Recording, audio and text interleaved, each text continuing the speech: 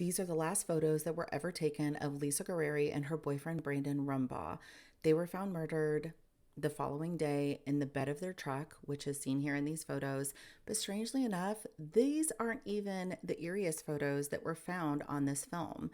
There is a photo that was found on this disposable camera film that is still cannot be explained to this day.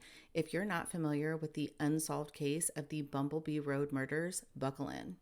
On October 17th, 2003, Lisa and Brandon wanted to celebrate their 1 year anniversary of dating. The two lived in Scottsdale, Arizona, and they were madly in love. They had originally wanted to go to Disneyland, but they were young and realized that they probably couldn't afford that. So Brandon had the great idea to take Lisa to this spot off of I-17, and the exit was called Bumblebee Road. Now, this is some place that he had camped before with his friends, and he wanted to take Lisa there to sort of stay overnight in the bed of the truck and do some stargazing. So they borrowed Lisa's mom's truck and her camcorder. On the way to their location, they stopped and got one of those cheap disposable cameras, you know, the kind where like you can't see what pictures you're taking until you develop them. During their drive to Bumblebee Road, Lisa did have one final phone call with her mom, and that was the last time anyone heard from Lisa or Brandon. The following day, Brandon didn't show up for a work meeting, and Lisa's mom had not heard from her, and panic instantly set in. They knew that something was wrong, and they started calling around to Lisa and Brandon's family and friends right away. When friends also couldn't get a hold of Lisa and Brandon, they had a small search party and they got in the car and they headed to Bumblebee Road themselves. They weren't sure exactly where they were going to be camping, but Brandon's friend was like, "Hey, I bet you it's where we had gone before. Let me go and show you." So, not too long after they got off on that Bumblebee Road exit, they did find Lisa's mom's white truck. In the bed of the truck, they did see Lisa and Brandon laying down in their sleeping bags, and for a very brief moment, they were so relieved they thought that they were just sleeping.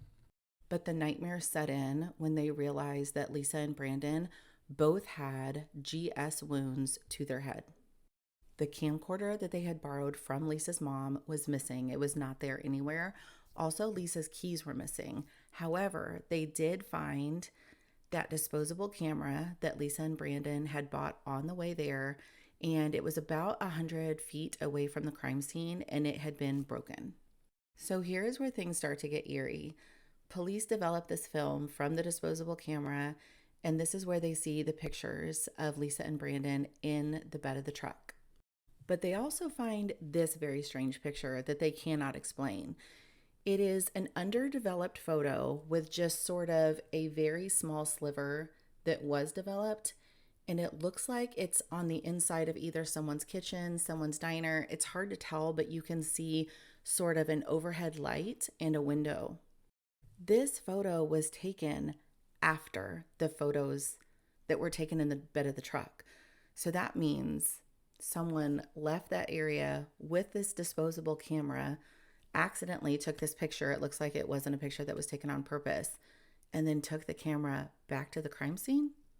Police have stated that they have searched all of the restaurants and diners in that area, and they don't see anything that fits that and looks familiar to them according to the picture. So that leads me to believe it's almost like it's a picture from someone's kitchen. In addition to that mystery, Lisa's mom has stated that the photo of Lisa in the back of that truck bed does not look like Lisa's actual smile. She said that that is not how Lisa smiled, and that she can tell from the photo that Lisa looks scared and like she's sort of being forced to smile but looks scared. So that leads us to believe, was this photo even taken by Brandon, or were these photos of Lisa and Brandon taken by their killer?